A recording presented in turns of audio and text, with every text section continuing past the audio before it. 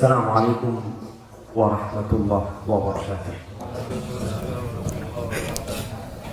Innal hamdalillah nahmaduhu wa nasta'inuhu wa nastaghfiruh wa na'udzu billahi min shururi anfusina wa sayyiati a'malina. Man yahdihillahu fala mudilla lahu wa man yudlilhu fala hadiya lahu. Wa ashhadu an la ilaha illallah wahdahu la syarika lah wa ashhadu anna Muhammadan abduhu wa rasuluh wa habibuhu wa khaliluh salawatu rabbi wa salamuhu wa barakatuhu alaihi wa ala alihi wa ashabihi wa man ihtada bihudahu ila yaumiddin. Amma ba'd. Allahu akbar, Allahu akbar, Allahu akbar, la ilaha illallah, Allahu akbar, Allahu akbar walillahil hamd. Ma'asyiral muslimin wa zumratal mu'minin rahimakumullah. Qala Allah tabaraka wa ta'ala, ya ayyuhalladzina amanu ittaqullaha wa kunu ma'as sadiqin. Wahai orang-orang yang beriman, wahai manusia-manusia yang beriman, bertakwalah kalian kepada Allah dan bergabunglah kalian bersama orang-orang yang benar dalam ketakwaan dan keimanannya. Ahibati fillah,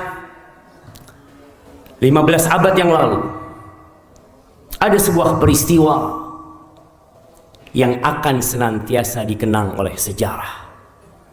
Sebuah peristiwa yang pantas untuk dicatat dengan tinta emas di atas lembaran-lembaran perak. Sejarah para sahabat Nabi yang Allah memilih mereka untuk mendampingi Rasulullah sallallahu alaihi wasallam. Kalau hari ini kita mengorbankan kambing kita, kalau hari ini kita mengorbankan sapi kita, mereka mengorbankan jiwa dan raga mereka untuk Allah azza wa jalla. Buat mereka, dunia dan isinya ini tidak lebih indah dari 2 rakaat sebelum subuh. Buat mereka, mereka yakin bahwa semua yang ada di muka bumi, yang besar, yang kecil, yang indah, gemerlapan, semuanya bakal menjadi debu yang berterbangan. Tapi banyak dari kita yang tidak membaca sejarah. Dari pagi, siang, dan sore kita sibuk membaca WhatsApp dan berita yang terkadang tidak menambah keimanan dan ketakwaan. Ahibati fillah, ada seorang sahabat yang bernama Khubayb bin Adi.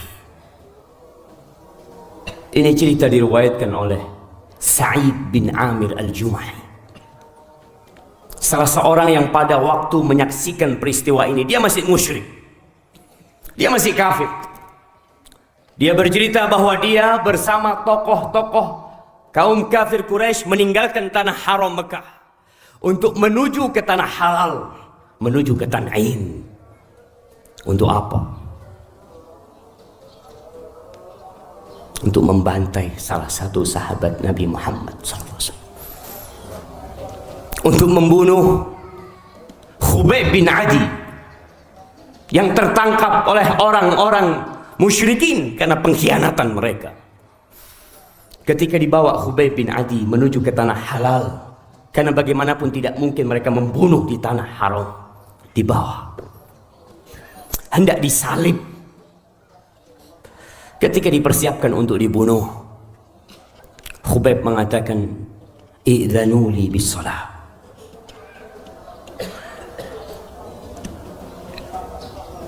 Izinkan aku untuk sholat. Iya, dia ingin menjadikan perjumpaan dia yang terakhir dengan dunia ini dan perpisahannya adalah sholat. Sholat Khubayb bin Adi. Kata Sa'id bin Amir, aku tidak pernah melihat sebuah ibadah yang lebih indah dari apa yang dilakukan oleh Khubayb bin Adi. Setelah sholat, Khubayb mengatakan kepada orang-orang musyrikin, andai kata aku tidak takut kalian mengira aku takut mati, lastaksartu minha, aku akan banyakin sholatku, aku akan perpanjang sholatku.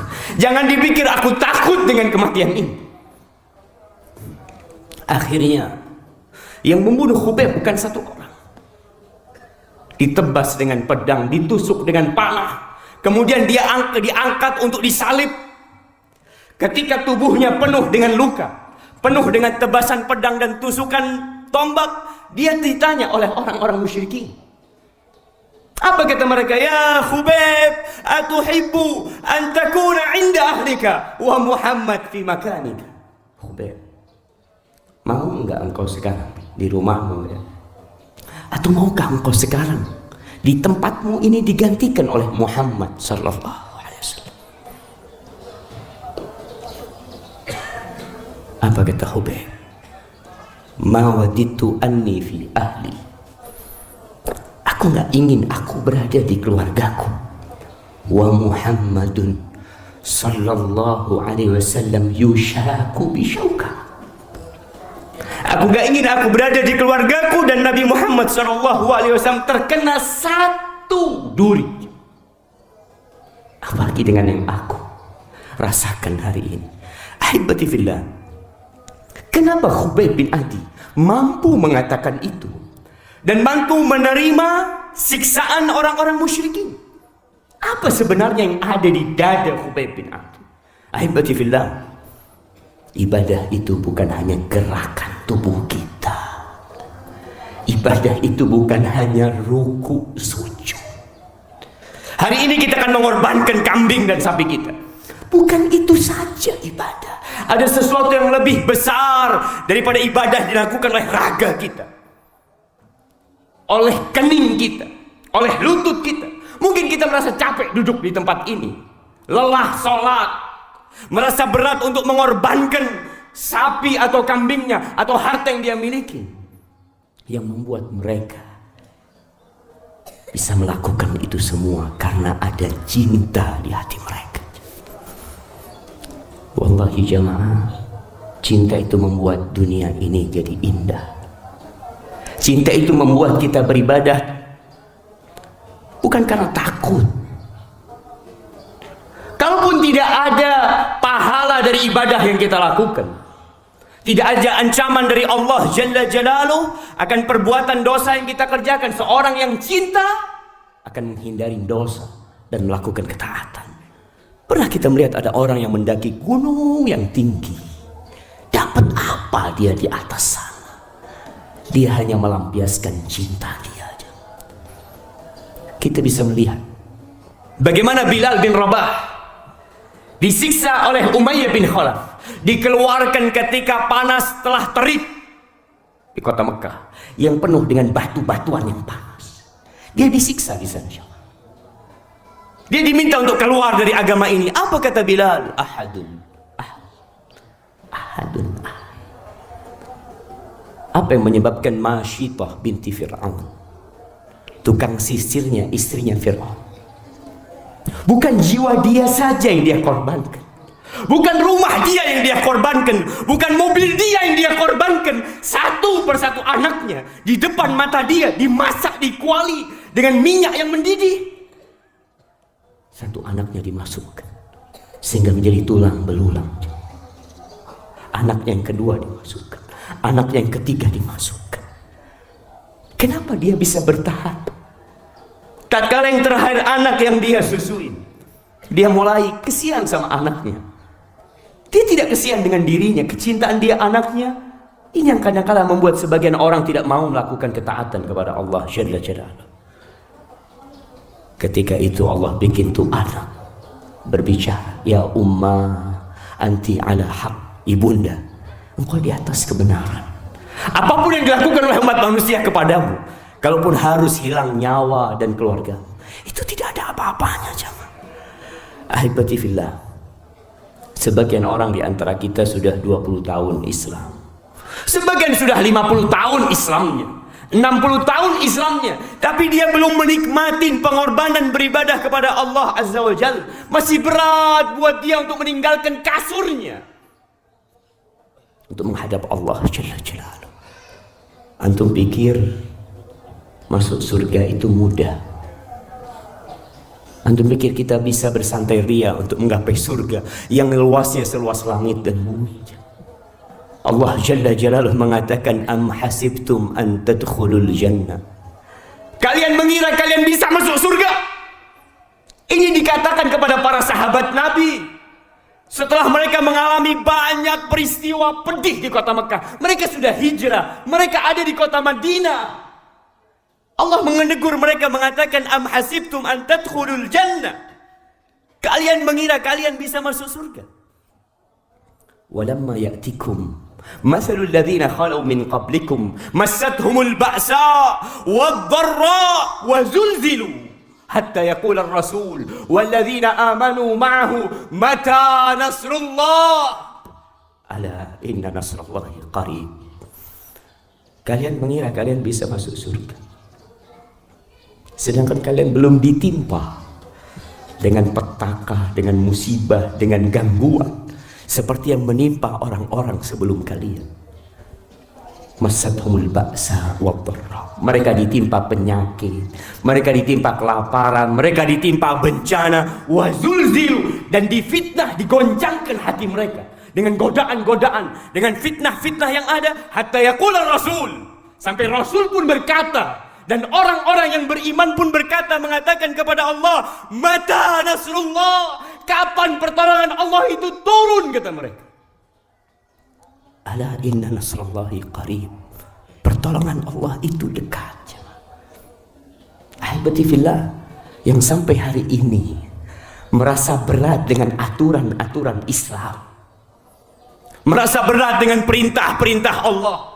Berapa banyak perintah Allah yang kita abaikan, berapa banyak larangan-larangan Allah yang kita kerjakan, dan kita mengaku cinta kepada Allah Jalla Jalaluhu. Kita hari ini berkorban. Ketahuilah, la yanalullah luhumuha wala dima'uha. Allah tuh gak terima dagingnya wala darahnya. Bukan itu yang diterima sama Allah. Antum jangan berpikir ketika antum berkorban akan diterima oleh Allah Jalla Jalaluhu. Walakin yanaluhu taqwa minkum. Yang diterima itu ketakwaan kalian, rasa takut kalian kepada Allah Azza wa Jalla. Ahibati fillah, tapi bagaimana kita akan mencintai Allah Jalla Jalaluhu sedangkan kita tidak kenal sama Allah Jalla Jalaluhu? Allah mengenalkan dirinya dengan ciptaannya. Tadi imam kita membacakan surah Luqman. Di situ ada banyak kebesaran Allah. Kita lihat langit yang tanpa tiang ini, yang berdiri tegak.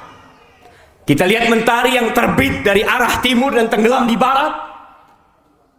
Itu salah satu tanda kebesaran Allah Jalla Jalaluhu. Baca Qur'annya. Baca Qur'annya. Bukan hanya huruf yang kita baca, tapi makna yang ada di dalamnya yang perlu kita resapi, sehingga kita jadi kenal sama Allah Jalla Jalaluhu. Kita tidak akan berat melaksanakan ibadah, kita tidak akan merasa susah melaksanakan perintah Allah Jalla Jalaluhu. Kenapa Rasul Sallallahu Alaihi Wasallam sampai bengkak kakinya sholat? Adakah di antara kita yang bengkak kakinya? Itu yang sudah diampuni dosa-dosanya. Ketika Nabi ditanya, ya Rasulullah, qad ghafarallahu laka ma taqaddama min dzambika wa ma ta'akhkhar. Sudah selesai Rasul SAW. Yang lalu dan yang akan datang, dosamu selesai. Terus kenapa engkau harus beribadah seperti ini? Apa kata Nabi SAW? Afala akun abdan syakura. Apakah tidak pantas aku menjadi hamba yang bersyukur kepada Allah? Apa yang beliau sedang ucapkan, jemaah? Beliau punya rumah yang besar, beliau punya kendaraan yang mewah, beliau punya usaha yang banyak. Beliau, Nabi kita Sallallahu Alaihi Wasallam, sering puasa karena tidak ada makanan di rumahnya. Marra hilal, thumma hilal, walam yuqad fi baiti Rasulillah Sallallahu Alaihi Wasallam nar. Apa yang sedang beliau hendak syukuri? Berlalu rembulan, kemudian datang rembulan yang selanjutnya, masuk bulan ketiga, dan di rumah Nabi kita Sallallahu Alaihi Wasallam kompornya tidak hidup. Rumah beliau hanya 5x5. Sejak beliau hijrah dari Mekah tinggal di rumah itu, sampai mati beliau tinggal di rumah itu. Sallallahu alaihi wasallam. Lalu beliau solat sampai bengkak kakinya, mengatakan, apa tidak pantas aku menjadi hamba yang bersyukur? Pamannya Hamzah dibunuh ketika perang Uhud. Sahabat-sahabatnya tewas. Tapi beliau mengatakan, afala akun abdan syakura. Cinta kepada Allah Jalla Jalaluh, memandang remeh semua kenikmatan dunia ini, yang membuat kita jadi sadar kalau kita diciptakan tidak sia-sia. Thalathun man kunna fihi wajada bihinna halawatal iman. Ada 3 perkara yang kalau 3 perkara ini kita kumpulin di dada kita, maka niscaya kita akan merasakan manisnya beriman. Ada yang 50 tahun merasa berat dengan agama Allah. Ada yang 50 tahun, 60 tahun merasa kok nggak enak Islam ini Ustaz ya. Kok banyak aturan, haram, itu haram, ini haram. Ya. Kalau engkau ingin semuanya jadi indah, kumpulkan 3 hal ini.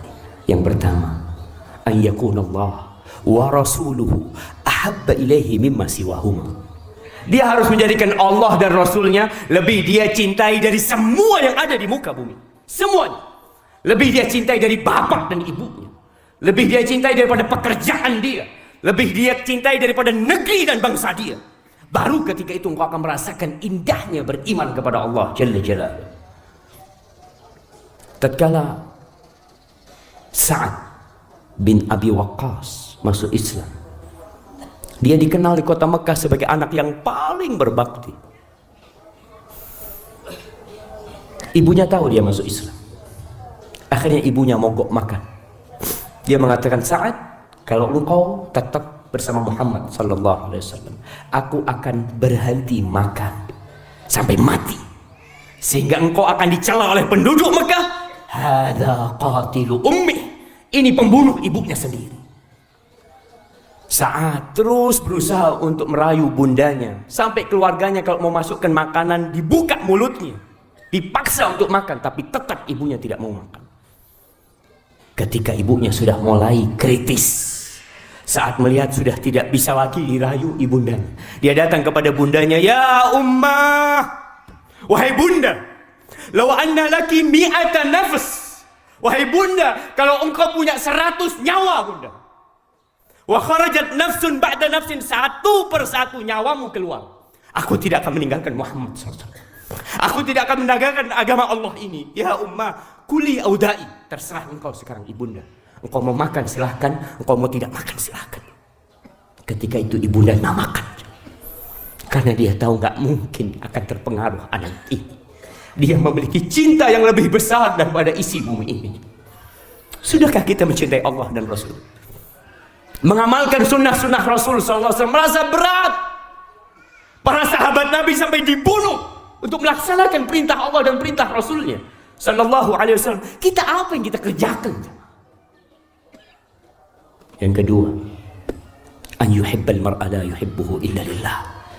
Dia tidak mencintai manusia kecuali karena Allah Jalla Jalla. Hubungan dia dengan manusia yang lain bukan karena kepentingan, bukan karena maslahat, bukan karena di bawah satu partai, bukan karena di bawah satu ormas, bukan karena di bawah satu yayasan, bukan karena seragamnya sama, bukan. Tapi karena Allah Jalla Jalaluh. Dia duduk bersahabat dengan temannya karena Allah.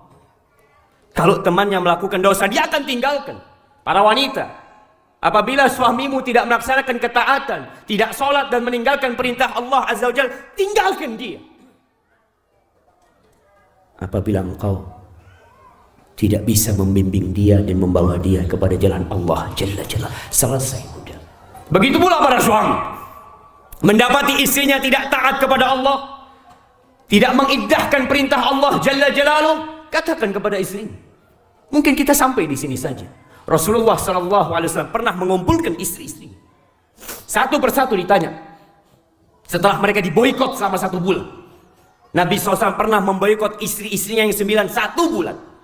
Beliau tinggal di kebun, ditinggal istrinya yang 9. Lalu setelah itu satu persatu dipanggil.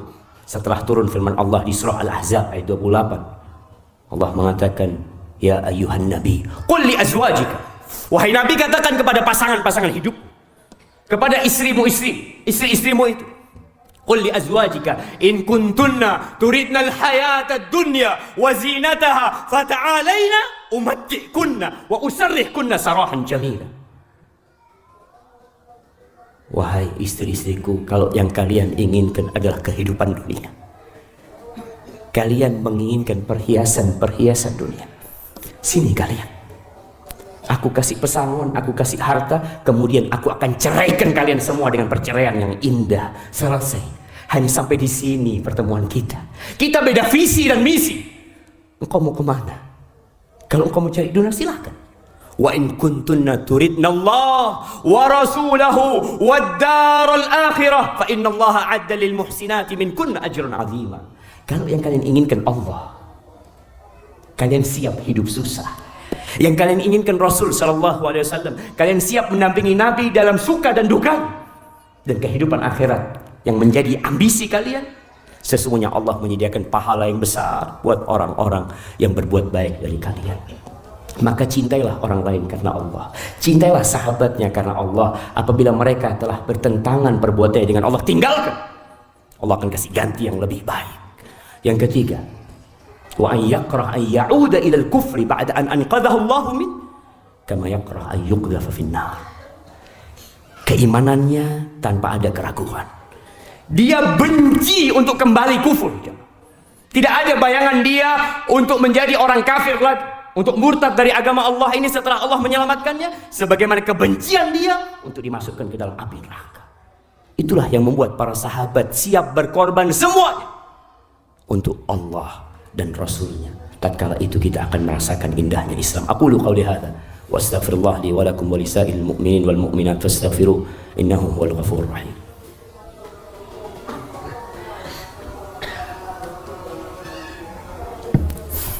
Alhamdulillahi rabbil alamin wa bihi nasta'inu ala umuri dunya din.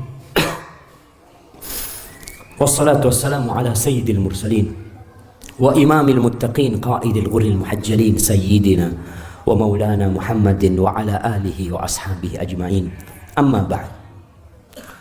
Ahibati fillah, suatu hari Nabi kita Muhammad sallallahu alaihi wasallam berziarah ke makam Baqi, mengucapkan salam kepada mereka. Lalu beliau berkata, wadidna anna ra'ayna ikhwanana. Kita ini ingin banget saat ini sudah melihat saudara-saudara kami. Para sahabat bertanya, awalasna ikhwanaka ya Rasulullah? Bukankah kami saudara-saudaramu ya Rasul? Alaihika salatu wassalam ya Rasulullah. Qala antum ashabi. Antum ashabi. Kalian sahabat-sahabatku. Ikhwanuna alladhina lam ya'tu ba'd. Sedangkan saudara-saudara kita yang belum hadir sekarang, yang mereka tidak pernah melihat Nabi alaihi salatu wassalam, tapi mereka beriman kepada Nabi alaihi salatu wassalam.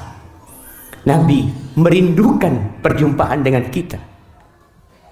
Dan beliau mengatakan kepada para sahabatnya, ana faratukum fil haud. Aku akan menunggu kalian di telaga.